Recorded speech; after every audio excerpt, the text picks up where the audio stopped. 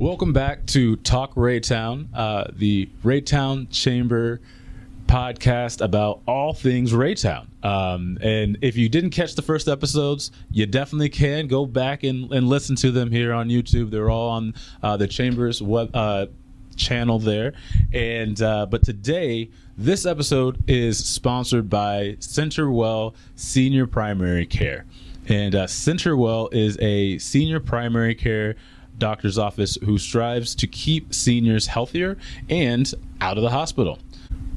With Centerwell's value-based healthcare model, providers are rewarded for helping patients improve their health, reduce the effects and incidence of chronic disease, and live healthier lives in an evidence-based way.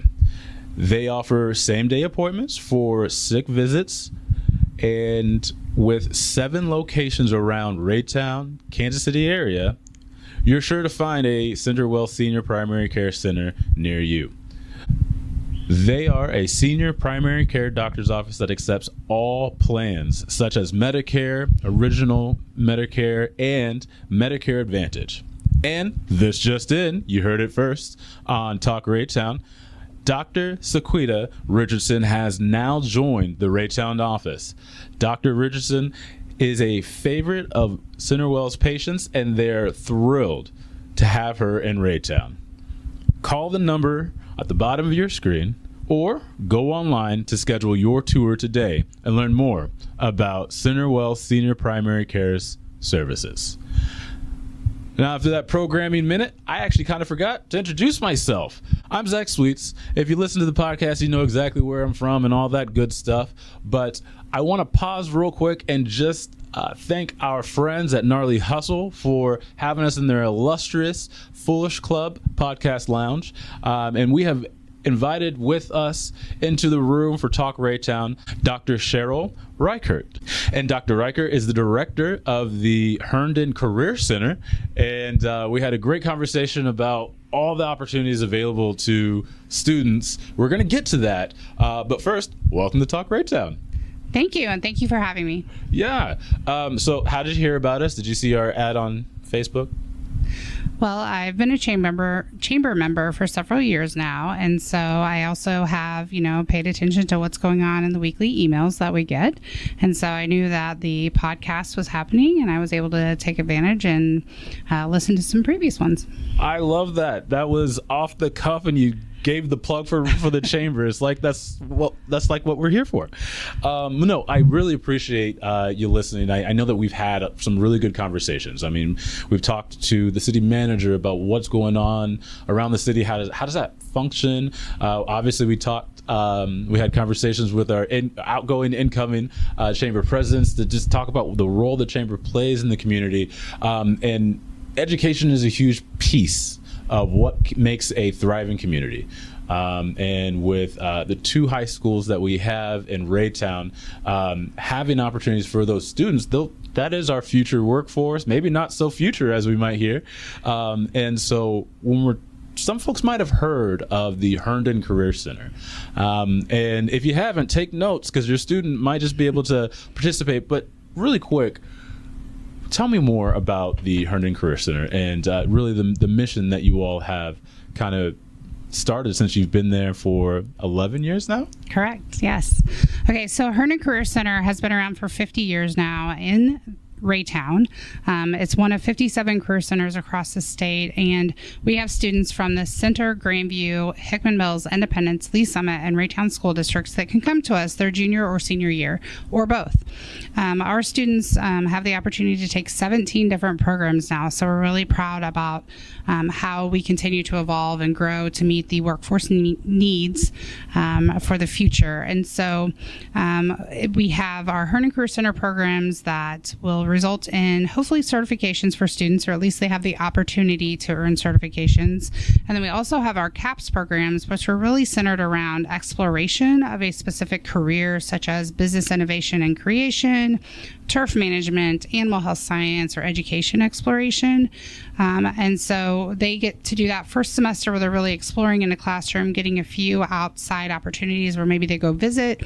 businesses and industry in that specific area. And then second semester, the goal is for them to actually get an internship. And so they can actually live, breathe, see how a business operates within that content area to see if that's really what they want to do down the road. And so I would say the mission, vision of what we want to have happen for our students at Herndon is we want to provide the space for them to actually be able to say, like, okay, I think I want to be a welder.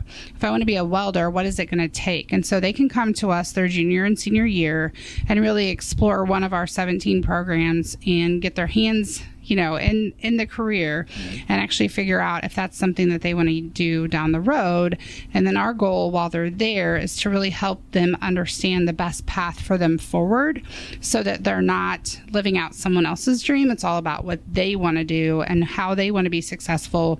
What is their life goals and how can we help them get there based off of what the right path is for them, whether it's to continue on in education and go to college or a training program, or if it's to go straight to work with a certification that they earn while they're at Herndon.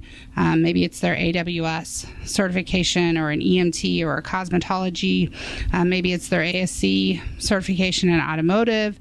It's really about what's best for kids. Yeah. Let's back up a little bit. 50 years. What are some of the newer programs of those 17 that maybe you've seen kind of be added into the Herndon Center as you continue that work? Obviously, not all 17 were probably thought of 50 years ago, but what are some of the newer ones that are kind of exciting that you see students excited about? So our newest program that we currently have in place is Intro to Physical Therapy and Sports Medicine. And that was born out of the fact that we have some health programs, like we've had CNA for quite some time, which is still definitely high demand. We added EMT prior to Intro to PT and Sports Med. But what we were finding is students were coming to us for those health programs to get their foot in the door, but really they wanted to explore physical therapy or athletic training or sports medicine. And so we proposed a course with supportive industry around us to say, yes, that's a great idea. We had student interest. And so we've added that, and it's been very successful in its first 3 years.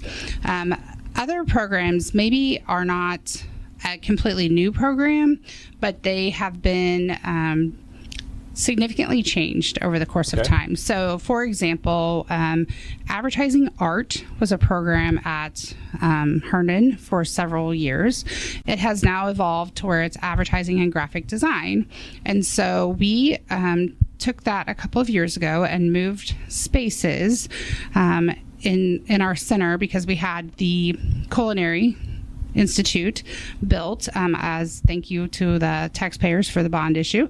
And so we had that built and I had that space. And so my graphic design instructor said, hey, we really need to advance what we're offering students. And so instead of just doing the design aspect, now we're doing the planning, designing, and production. And so we've added screen printing, and we have a laser engraver, and we have a 3D printer. And so students are able to take their work from the sketch phase all the way to production and then see it in action.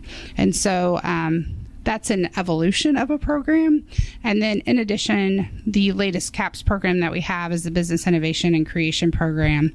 And this is, I believe, year 5 for it. And we really did that out of the fact that we had so many students indicating that they wanted to be entrepreneurs. And so we wanted them to know exactly what that entailed and the hard work that it was going to take to be successful as an entrepreneur, and to actually see, okay, I want to be an entrepreneur. What else do I need to learn and know so that I can be successful? Yeah, absolutely.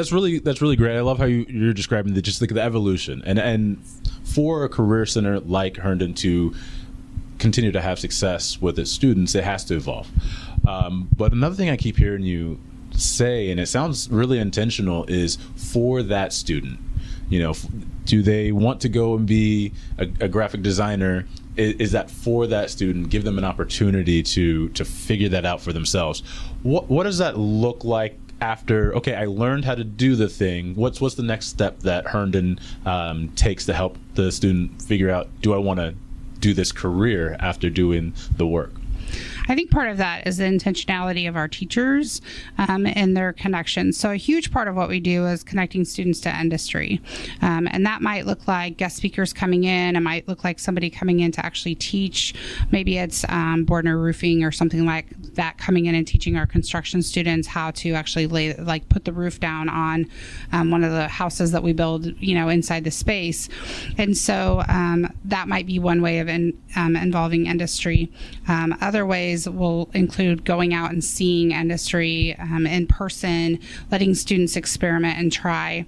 And so as we do all of those things and we advance through the curriculum, there's just several different components in each class. Part of the goal is to help students to learn how to identify I really liked this and I feel like I'm really good at this, or this isn't it for me. And that's okay too, because honestly, that's a huge part of what we do. Students may come and say, I really want to be in construction, and then figure out maybe I don't want to do the hands-on construction.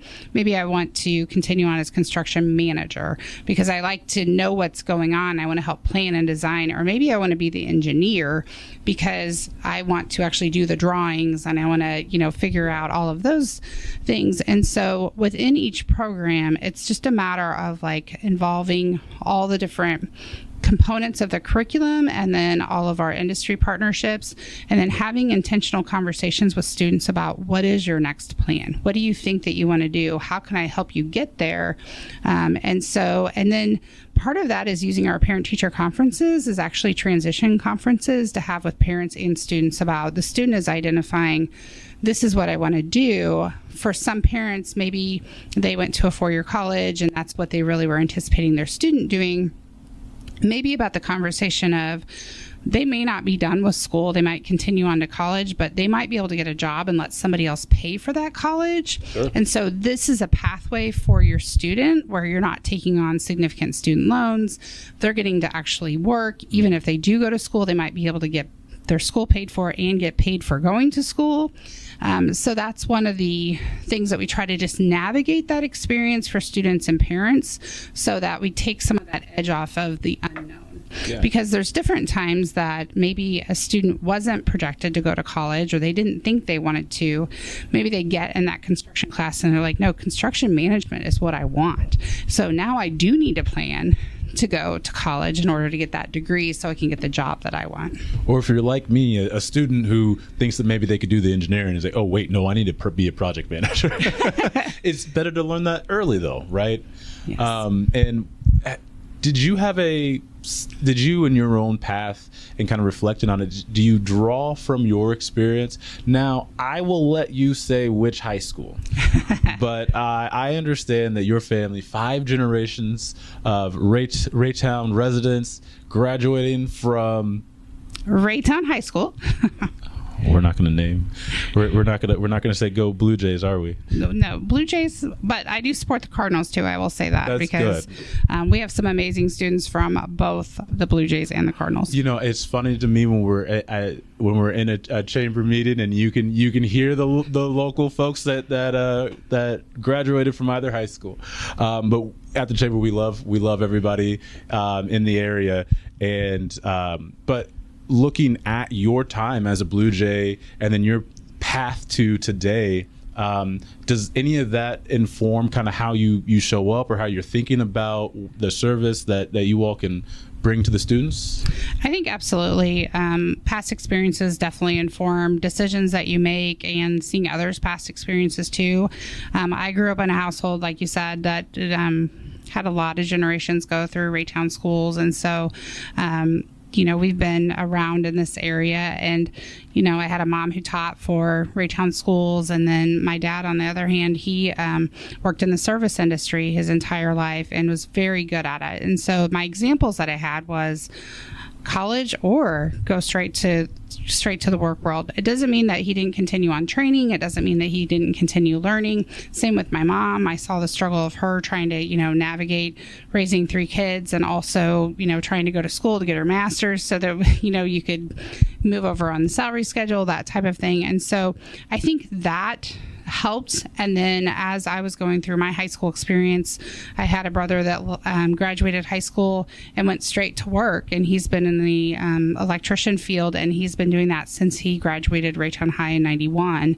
And then I have another brother that did some schooling, did some training, and then has been in the IT world and been very successful in that as well. And so I think as I work with our students and our staff, one of the things that we always have to keep in mind is that the path that we choose today isn't the path that we're always going to stay on. And so as we learn to navigate the ebbs and flows of life and transitions in work world and opportunities, we have to be open to what is the best thing, best choice that we can make at any given time, so that we're following the path that's right for us. And that may not look like what my best friend's doing, but I just need to be able to make decisions that are best for me and for my path going forward. And so I try to work that into a lot of our conversations with students and staff, because it's really about what's right for each individual and not what's like one singular goal for everyone in anything that they do. Yeah, I imagine that's somewhat of a challenge to be so broad, but really still be able to have that high impact. Talk a little bit about, and you had briefly mentioned it, the support that Herndon Career Center has from businesses to really provide some of these opportunities. The business and industry support is incredibly important to our support within our programs. So each year we have advisory committee meetings at least twice a year. Part of the goal of that is to make sure that our programs stay relevant, because we want to make sure that what the students leave us with is what's going to help them be successful in the work world, or even continuing on in post-secondary education. We need to make sure that what we're providing is not obsolete or irrelevant. And so getting that industry engagement is huge for us. If I wanted to bring my business, the Chamber has a great depth of opportunities for students potentially to the Herndon Career Center. How would I say, hey, we're willing to help out? One of the things that they can do is that they can just call the school number, which is 816-268-7140, and one of our great assistants will help put them in connection with the right person. If you are listening and you're thinking, maybe my business could help, and we want to figure out what that looks like, come to our next luncheon for the Raytown Area Chamber of Commerce. That's going to be on April 24th, and we're going to have presentations from students in the business and innovation program, and just kind of talk about their experience, what they've learned, and just really the opportunity for other students, and how that can, as to your point, how that benefits the community as well. So again, April 24th is the upcoming luncheon where you're going to hear from some of these students.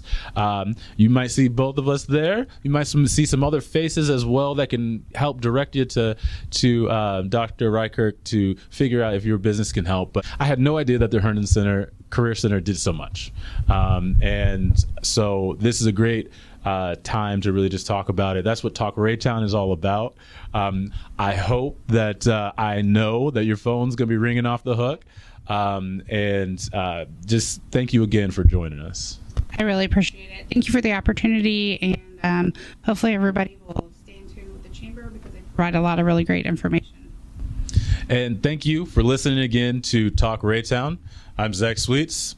Until next time.